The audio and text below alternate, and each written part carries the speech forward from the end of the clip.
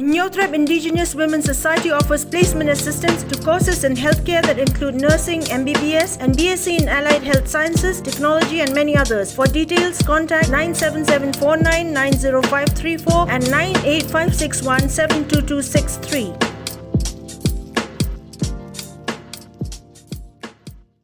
The Joint Action Committee of Kikhon Ki Hajar Kahima Soyong had addressed the media on 3rd November on issues related to the encroachment of land under Hima Soyong, East Khasi Hills District by the government of Assam.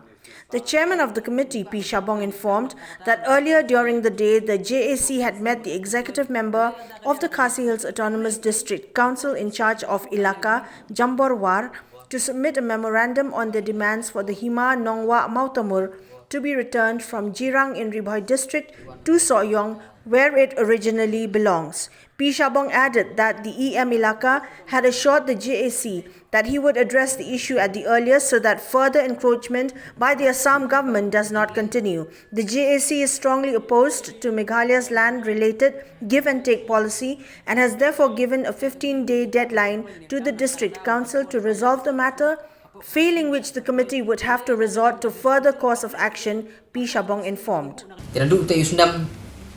Arhajar kat kendai nakaliang jungi ngiladawa badai ban penpai no ia ka nongwa mau temur syahai masuk yong Henry hadu benta hidik sengi nakaliang ka susil kamsim lapat le lor kenai ka jung dawa jungi ngilaya kran batu active member ba jambolwa ba insha sekna ilaka Henry ka jing pensai ka jungi hot ikubur ba kadon ka jing le thurmur ki isi ka ladap bat kajing le thurmur ru nakaliang kini arhima hakaba kajing IT ba kajing simti kamsem melaya kum kita ki kendon kat kum kita ka rukom sencar trairi mulu ke jongi Henry la sui IT sop bat nakaliang kad sosial ru kelas kam sop kumta nakaliang i yang ilaka den cha sing ilaka ila kubur bat ila kular ru ba insa perstet yang dikakam ban peniak sakpat yang halor kini kijing dawa nakaliang ke JSC